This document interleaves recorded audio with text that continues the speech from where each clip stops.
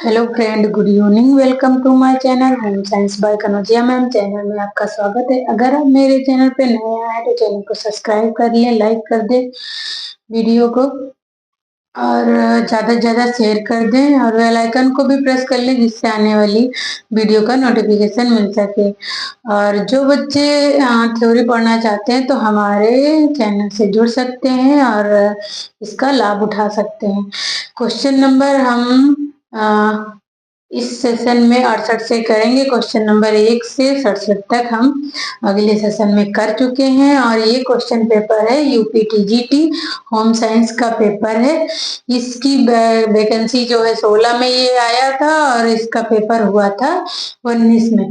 तो आइए हम इस क्वेश्चन पेपर को हल करते हैं। तो क्वेश्चन पेपर हमारा 68 कह रहा है क्वेश्चन, सब्जियों के रेशे छूने में डॉट डॉट होते हैं। तो सब्जियों के रेशे छूने में डॉट डॉट कैसे लगते हैं। क्वेश्चन हमारा ये कह रहा है कि जैसे कि तोरई है, लौकी है, इनको काट के जब आप छुएंगे, स्पर्श करेंगे तो हमें कैसे एहसास होते हैं, ये कह रहा है। तो ये कह रहा है कि ठंडे, बी कह रहा है निर्जीव, सी कह रहा है चमकदार, डी कह रहा है गर्म। तो हमारा आंसर जाएगा ठंडे। आप कभी इसको ट्राई करके महसूस कर सकते हैं, मतलब देख सकते हैं, ट्राई कर सकते हैं और सब्जियों को काट के कैसे एहसास होते हैं, ठंडे एहसास होते हैं। तो क्वेश्चन हमारा 69 कह रहा है, जंगली रेशम सूक्ष्मदर्शी के नीचे संवर्धित रेशम से भिन्न दिखता है। क्वेश्चन हमारा ये कह रहा है, जो जंगली रेशम है और जो उत्पादित रेशम है, जो शहतूत के पेड़ पे पाल के कीड़ों को हम जो उत्पादित रेशम करते हैं उसमें, और जंगली जो हमें नेचुरल रूप से मिलता है, तो उसमें और इसमें क्या अंतर है।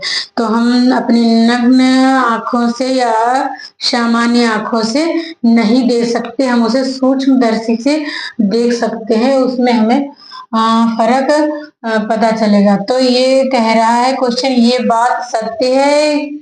ए कह रहा है सत्य है, बी कह रहा है असत्य है, सी कह रहा है संबंधित नहीं है, डी कह रहा है विवादित है। तो हमारा आंसर जाएगा, ये बात सत्य है कि हम उसे सूक्ष्मदर्शी से देखेंगे तो हमें भिन्न दिखाई देगा। उतना सॉफ्ट रेशा नहीं दिखाई देगा जितना जो, और उतनी शाइनिंग भी नहीं होती है जो रेशम हम उत्पादित करते हैं। और जो जंगली रेशम होता है, जंगली रेशम इतना शाइनिंग नहीं करता और सॉफ्ट भी नहीं होता है। और जंगली रेशम के भी 3 प्रकार होते हैं। क्वेश्चन हमारा 70 कह रहा है, इंटरलैशिंग धागों के ताने बाने में अपनाए गए प्रणाली या डिजाइन के अनुसार डॉट डॉट का नाम रखा जाता है। क्वेश्चन हमारा ये कह रहा है, ताने और बाने जो प्रणाली अपनाई जाती है, दोनों को उनसे डिजाइन जो निर्मित की जाती है, हम उन्हें क्या कहते हैं। देखिए, ये हमारा जो इस तरह से ताना हो, जो इस तरह से धागा होता है, हम उसे ताना कहते हैं, ताना कहते हैं, ठीक। और जो बड़ा होता है उसे हम बाना कहते हैं, बाना धागा कहते हैं। तो हमारी बुनाई कुछ इस तरह से होती है, इस तरह से, इस तरह से होती है। तो क्वेश्चन हमारा कह रहा है कि इसे हम क्या कहेंगे। ए कह रहा है धागा कहेंगे, बी कह रहा है रेशम कहेंगे, सी कह रहा है वस्त्र कहेंगे और डी कह रहा है बुनाई कहेंगे। तो हमारा आंसर जाएगा डी, हम उसे बुनाई कहेंगे। जब ताने और बाने के रेशों को आपस में सटाएंगे, उसे बुनेंगे, तो हम उसे बुनाई कहेंगे। और क्वेश्चन हमारा 71 कह रहा है, पौधे का प्रमुख भंडारण पॉलीसेकेराइड है। कार्बोहाइड्रेट हमें 3 रूपों में देखने को मिलता है, मोनोसेकेराइड, डाइसेकेराइड और पॉलीसेकेराइड। तो क्वेश्चन हमारा कह रहा है पॉलीसेकेराइड का कौन सा भाग है।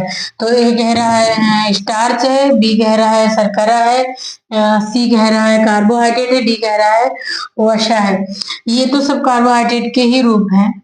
शर्करा भी कहते हैं। और तो ये कह रहा है कि वह पॉलीसेकेराइड के रूप में होगा और पौधों में कौन से रूप में पाया जाता है, जैसे कि मूली, गाजर, शलजम, आलू, इन सब में, गेहूं, अनाजों में भी हमें किस रूप में पाया जाता है।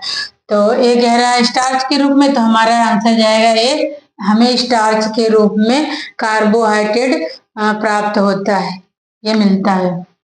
क्वेश्चन नंबर हमारा 72 कह रहा है पोषक तत्वों के दिए गए मात्रा के ऑक्सीकरण के लिए उत्पादित कार्बन डाइऑक्साइड और कार्बन डाइऑक्साइड की मात्रा और उपयुक्त ऑक्सीजन की मात्रा के अनुपात को डॉट डॉट लब्धि के रूप में परिभाषित किया जाता है। क्वेश्चन हमारा ये कह रहा है कि जो हम खाना खाते हैं उसके बाद जो ऑक्सीकरण की जो प्रक्रिया होती है उसके दौरान जो उत्पादित कार्बन डाइऑक्साइड होती है और उपयुक्त ऑक्सीजन की मात्रा के अनुपात को क्या कहते हैं। तो ये हमारा आंसर कह रहा है जो उसमें ऑक्सीजन हम लेते हैं उसकी मात्रा के, ऑक्सीजन के दौरान की मात्रा के, ये दोनों क्रियाएं होती हैं। कार्बन डाइऑक्साइड इन आउट होती है और ऑक्सीजन इन होती है। तो इसको हम क्या कहेंगे, ए कह रहा है बुद्धि कहेंगे, बी कह रहा है श्वसन कहेंगे, सी कह रहा है परिसंचारण कहेंगे, डी कह रहा है मूत्री कहेंगे। तो हमारा आंसर जाएगा बी श्वसन कहेंगे। जब हम खाना खाते हैं फिर हम सांस लेते हैं, फिर खाना जब हमारा पचता है तो उसमें ऑक्सीश्वसन की क्रिया होती है और उसी दौरान हमारी कार्बन डाइऑक्साइड उत्पन्न होती है और कार्बन डाइऑक्साइड निकल जाती है और ऑक्सीजन हम अंदर ले लेते हैं, जिसके द्वारा हमें हमारे अंदर ऊर्जा का निर्माण होता है। तो क्वेश्चन नंबर हमारा 73 कह रहा है डॉट डॉट शब्द रेशम और ऊन की भराई के लिए प्रयुक्त होता है। एक बार फिर से बताते हैं। क्वेश्चन हमारा 73 कह रहा है शब्द रेशम और ऊन की भराई के लिए प्रयुक्त होता है, मतलब ये कह रहा है कि रेशम और ऊन में जो भराई की जाती है हम उसे क्या कहते हैं। तो ए कह रहा है नैपिंग कहेंगे, बी कह रहा है वेटेड कहेंगे, सी कह रहा है मोरिंग कहेंगे, डी कह रहा है ग्लाइजिंग कहेंगे। तो हमारा आंसर जाएगा वेटेड, वेटेड कहेंगे, हम उसे वेटेड कहेंगे। नैपिंग एक परिसज्जा है, इसमें रोम को उठाया जाता है इस परिसज्जा में, कपड़े में। और सी जो है मोरिंग, मोरिंग भी हमारी एक परिसज्जा है, इसमें लहरदार नमूनों का निर्माण किया जाता है। और ग्लाइजिंग भी एक परिसज्जा है जो कपड़ों को शाइनिंग और कड़ापन लाने के लिए की जाती है।